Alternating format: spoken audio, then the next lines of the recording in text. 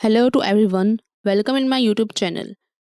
इस वीडियो में आपको पढ़ाऊंगी मैं कॉस्ट अकाउंटिंग, और जो बुक मैं फॉलो कर रही हूँ उसकी डिटेल्स आपको डिस्क्रिप्शन से मिल जाएगी।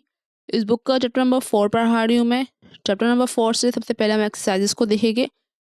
एक्सरसाइज 4.1 पहले वाले वीडियो में आप देख सकते हैं। अब हम देखेंगे exercise 4.2।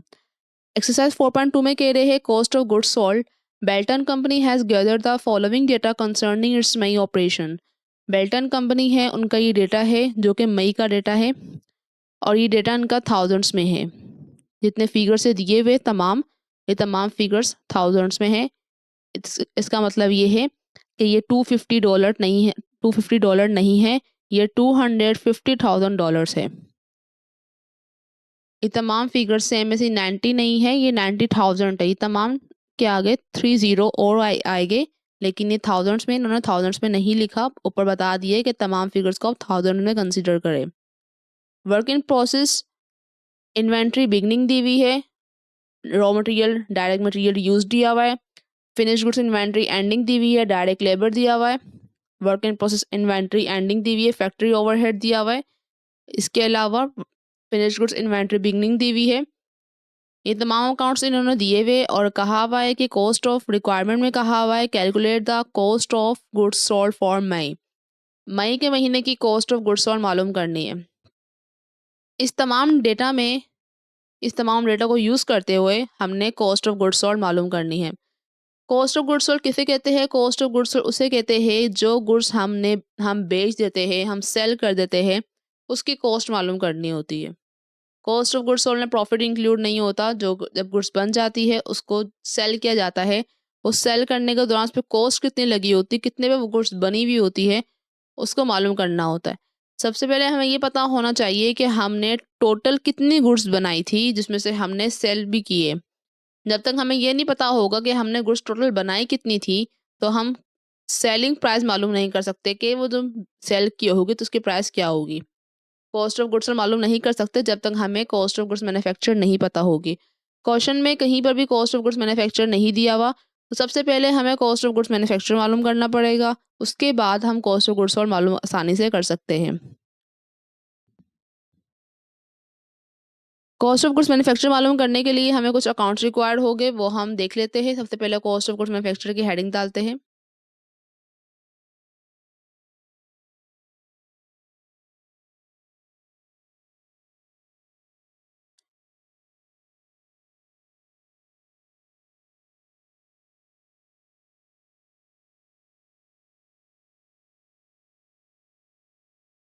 Computation for cost of goods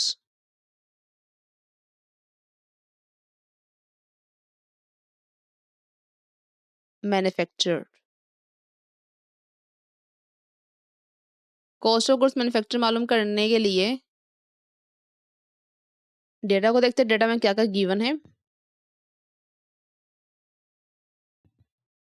data में मैन्युफैक्चरिंग कॉस्ट नहीं है गिवन, डेटा में प्रोसेस गिवन है, वर्किंग प्रोसेस है, डायरेक्ट मटेरियल हमें पता है, डायरेक्ट मटेरियल यूज कितना हुआ है वो पता है हमें, डायरेक्ट लेबर पता है, और फैक्ट्री ओवरहेड पता है। जब direct material, direct labour, factory overhead, जब ये तीनों अकाउंट्स होते हैं, इन तीनों अकाउंट्स को ऐड करके हम मैन्युफैक्चरिंग कॉस्ट मालूम कर सकते हैं। तो इसलिए हम इन तीनों अकाउंट को ऐड कर लेंगे।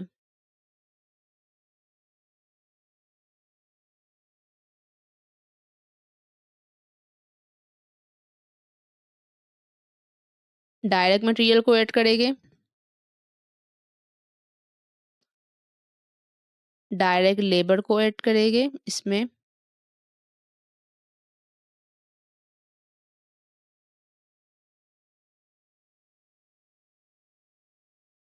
इसके अलावा फैक्ट्री ओवरहेड को ऐड कर लेंगे।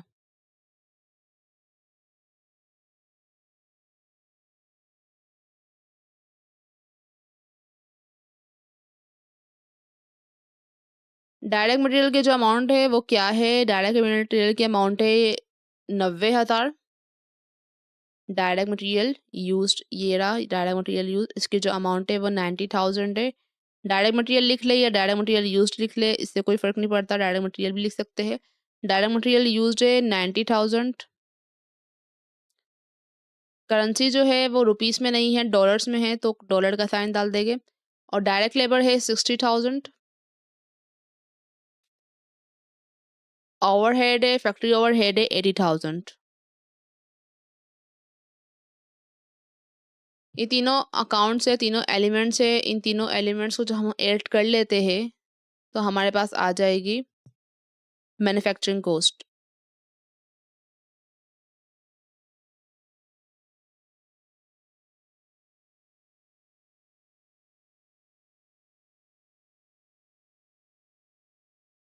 इन तीनों को ऐड करेंगे तो आंसर आएगा 2,30,000। मैन्युफैक्चरिंग कॉस्ट आ गई। मैन्युफैक्चरिंग कॉस्ट में आप देखते हैं और क्या गिवन है। क्वेश्चन में तीनों एलिमेंट्स हमने प्लस करवा दिए। उसके बाद क्वेश्चन में work in process opening given है। बिगनिंग का मतलब होता है ओपनिंग। पिछले महीने की, पिछले पीरियड की, प्रीवियस पीरियड की work in process opening available है, जो कि प्रीवियस पीरियड, पिछले पीरियड में इतना जो गुड्स है, 2,50,000 की जो गुड्स है वो प्रोसेस में रह गई थी। $2,50,000 की जो गुड्स है प्रोसेस में रह गई थी पिछले महीने। सबसे पहले हम उसको ऐड कर लेंगे। और जो प्रोसेस में रह गई थी, प्रोसेस का मतलब ये होता है, वर्किंग प्रोसेस का मतलब ये होता है कि गुड्स जो है वो अधूरी रह गई, कंप्लीट नहीं हो पाई। तो पहले जो अधूरी गुड्स रह गई है उसको कंप्लीट कर लेते हैं। उसके बाद जो बच गई है उसको हम लेस करवा देंगे। जो पहले की गुड्स पड़ी हुई है प्रोसेस में, बिगनिंग है जो, उसको हम ऐड करवा देंगे। 2,50,000 को ऐड करवा देंगे मैन्युफैक्चरिंग कॉस्ट में।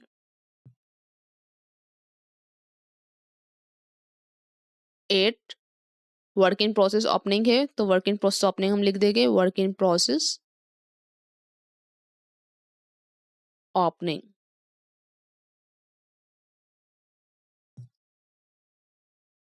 $2,50,000 था। इन दोनों को ऐड करवा दिया तो हमारा आंसर आएगा 4,80,000।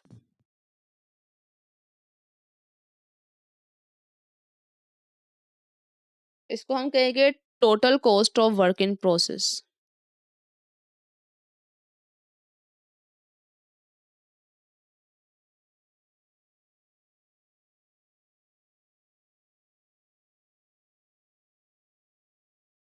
मैन्युफैक्चरिंग कॉस्ट, ये वाली कॉस्ट जो है इस पीरियड में बनी थी। ये वाली कॉस्ट पहले से अवेलेबल थी, प्रोसेस में गुड्स अवेलेबल थी पहले से। इन दोनों को ऐड करवा दिया तो वो कॉस्ट आ गई जो प्रोसेस में है। ये तमाम कॉस्ट जो है, ये तमाम 4,80,000 की जो गुड्स है वो प्रोसेस में गई है, गुड्स बनने के लिए गई है। इसमें से कुछ गुड्स जो है वो अधूरी रह गई है, जो कंप्लीट नहीं हो पाई और पीरियड ख़त्म हो गया है।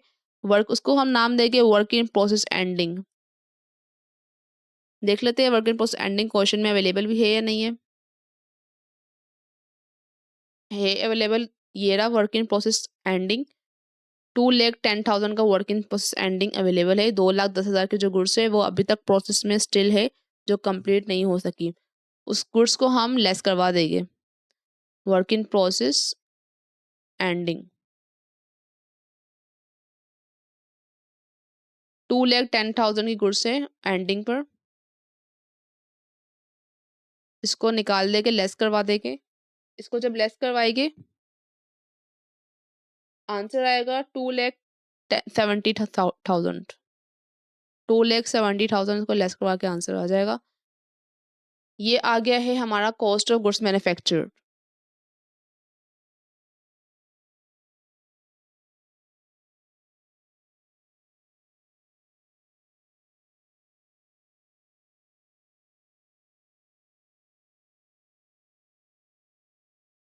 Cost of goods manufactured 2,70,000 cost of goods manufactured है। क्वेश्चन में हमें कहीं पर भी कॉस्ट ऑफ गुड्स मैन्युफैक्चर निकालने का नहीं कहा था। क्वेश्चन में जो रिक्वायरमेंट थी वो कॉस्ट ऑफ गुड्स सोल्ड निकालने की रिक्वायरमेंट थी। कॉस्ट ऑफ गुड्स मैन्युफैक्चर इसलिए निकाला है क्योंकि कॉस्ट ऑफ गुड्स मैन्युफैक्चर के बगैर हम कॉस्ट ऑफ गुड्स सोल्ड नहीं निकाल सकते थे।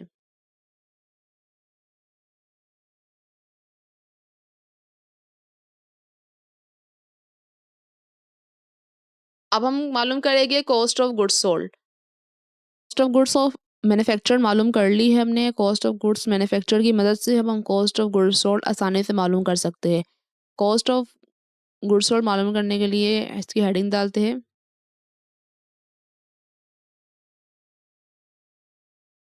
Computation for cost of goods sold.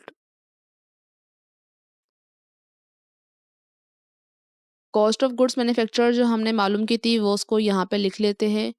Cost of goods manufacture हमारी आई थी कॉस्ट ऑफ गुड्स मैन्युफैक्चर जो मालूम की थी उसको लिख लेते थे सबसे पहले, क्योंकि उसके जब हमें ये पता होगा कि मैन्युफैक्चर कितनी हुई तो गुड्स और सोल्ड मालूम करना आसान हो जाएगा। कॉस्ट ऑफ गुड्स मैन्युफैक्चर की प्राइस यहाँ पर लिख लेते हैं। कॉस्ट ऑफ गुड्स मैन्युफैक्चर हमने मालूम की थी, उसकी अमाउंट आई थी 2,70,000।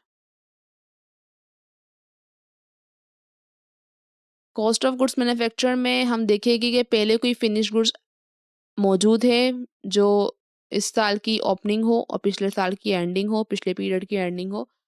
फिनिश्ड गुड्स ओपनिंग अवेलेबल है, यहाँ पे लास्ट में गिवन है फिनिश्ड गुड्स बिगनिंग 3,40,000। ये वो फिनिश्ड गुड्स है जो इस पीरियड की मई की ओपनिंग है। इसका मतलब कि पिछले महीने की या पिछले पीरियड की ये एंडिंग होगी। ये पिछले पीरियड में फिनिश गुड्स सेल नहीं हुई थी, रह गई थी सेल होने से। अब इसको सबसे पहले जो ओपनिंग पड़ी हुई होगी उसको सेल किया जाता है, फिर जो कॉस्ट ऑफ गुड्स मैन्युफैक्चर में इसको ऐड करके उसको भी सेल किया जाता है, और फिर जो बच जाती है उसको हम एंडिंग कहेंगे। इसलिए इसको जो फिनिश गुड्स ओपनिंग है उसको ऐड कर देंगे जो कि है 3,40,000। कॉस्ट ऑफ गुड्स मैन्युफैक्चर में ऐड कर देंगे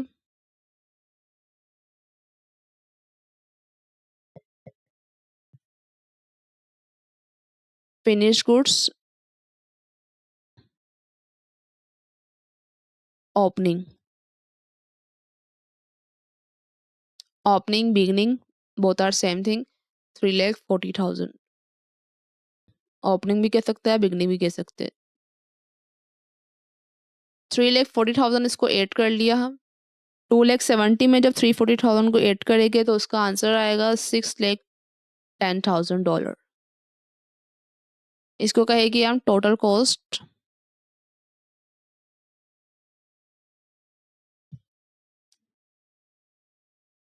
ऑफ गुड्स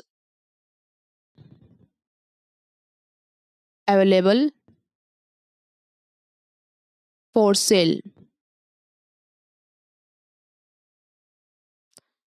ये गुड्स हमने इस पीरियड में बनाई है और ये वाली गुड्स पहले से मौजूद थी जो कि बनी हुई मौजूद थी। इन दोनों को जब ऐड किया तो इतनी गुड्स अवेलेबल है जो कि हम सेल कर सकते हैं। इसके अलावा हम देखेंगे फिनिश गुड्स में कुछ एंडिंग है। बिल्कुल फिनिश गुड्स में एंडिंग भी मौजूद है। यहाँ पर फिनिश गुड्स एंडिंग 3 लाख, इसके आगे 30 ओडिंग में 1000 से बात की जा रही है तो ये 300,000 है, 3 लाख कह सकते हैं। 3 लाख की ये फिनिश गुड्स एंडिंग में 3 लाख बच गई है जो कि सेल नहीं हो पाई। टोटल जो अवेलेबल थी वो 6,10,000 थी, जो बच गई है उसको हम लेस करवा देंगे।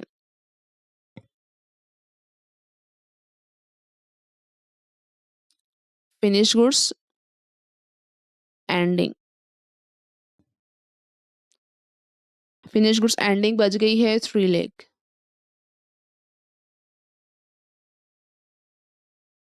6 लाख टैग में से 3 लाख को लेस करवाया, आंसर आएगा 3,10,000।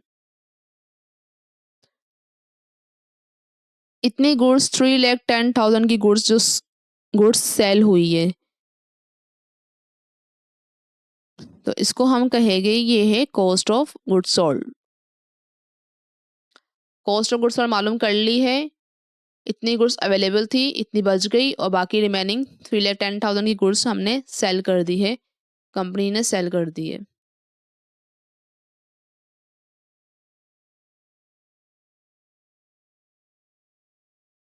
कॉस्ट ऑफ गुड्स सोल्ड मालूम हमने यहाँ पे कर ली है और आपको पूरा तरीका भी समझ में आ गया होगा कॉस्ट ऑफ गुड्स सोल्ड कैसे मालूम की है। पहले हमने कॉस्ट ऑफ गुड्स मैन्युफैक्चर मालूम की थी। कॉस्ट ऑफ गुड्स मैन्युफैक्चर की मदद से कॉस्ट ऑफ गुड्स सोल्ड आराम से आसानी से हमने मालूम कर ली। इसकी हमें सिर्फ फॉर्मेट याद होना चाहिए, फिर क्वेश्चन करना आसान हो जाता है।